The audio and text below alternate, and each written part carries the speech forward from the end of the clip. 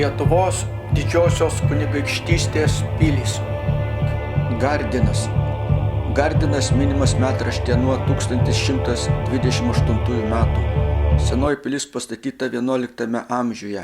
Ją 240 metais sunaikino totoriai. Lietuvą valdant Mindaugui, Gardinas su žeme įėjo į LDK.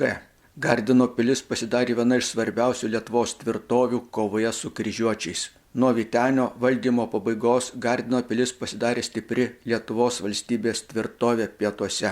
283–402 pilį 14 kartų puolė kryžiuočiai. Nuo 314 metų valdė Gedimino žentas Dovydas, vėliau Kęstučio sūnus Patirgas. 1376 pilį su miestu užvaldė ir vėliau perstatydino kunigaikštis Vytautas. 391 metais ją apie 50 dienų buvo apgulusi Lenkijos karaliaus Jogailos, kovojančios su Vytautu kariuomenė ir ją užėmė.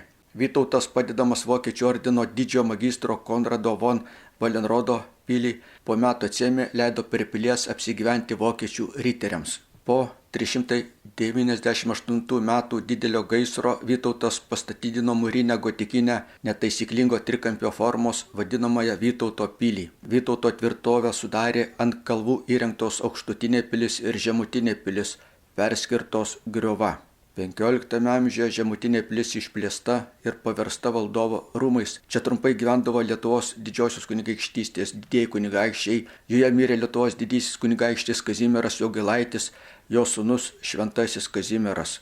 Yra žinoma Gardino sutartis, kurią 432 metais spalio 15 pasirašė Žygimantas Kęstutaitis ir Lenkijos delegacija. Žygimantas padarė daug nuolaidų. Joje posėdžiaudavo LDK ponų taryba. Nuo 678 metų rinkdavosi LDK ir abiejų respublikų seimai, veikė LDK iždo komisija, Lietuvos vyriausias tribunolas. Aukštutinės pilies rūmus Stepono Batoro ir kitų sakymų italų architektai 16 amžiuje pabaigoje rekonstravo į renesansinius ir reprezentacinius karališkuosius rūmus, vadinamąją Batoro pilį. Joje valdovas ir mirė. 17 amžiuje per griovą vietoj pakeliamojo tilto išmūrytas arkinis tiltas. Pilį 655 sudegino Rusijos kariuomenė, į 678 atstatyta, bet 708 šiaurės karo metu ją vėl sudegino Švedijos kariuomenė.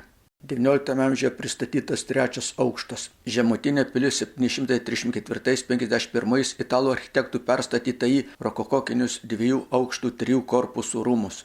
Ši pilis vadinama Naująja pilimi arba Karališkąja pilimi. 765–80 Gardino ekonomija priklausė Tyzenhauzui. Gardino botanikos sodas 775–81 buvo laikomas vienu geriausių Europoje. Po LDK padalinimo priklausė Rusijai iki 915 metų. 19 amžiaus 5 dešimtmetyje veikė slaptos Lietuvių brolybės sąjungos grupės. Per Pirmą pasaulinį karą pilis sudegė.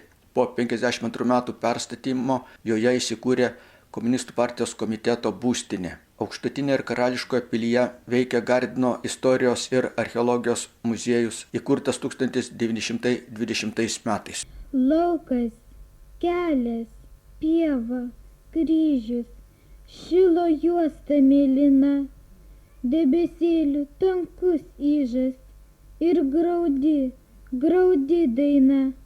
Bėga kelias ir berželiai, linksta vėjo pučiami, samanotas stogas žalias ir šuns balsas prietemi. O toliau paskendęs kaimas, tik žirgeliai tarp klevų, šlama liepos tokia laimė, tokiu liūdesiu savu. Tik sukrykš lyg gervės virtis, sušlamės daina klevos. Gera čia gyvent ir mirti, gera vargt čia Lietuvoj. Jonas Aistis.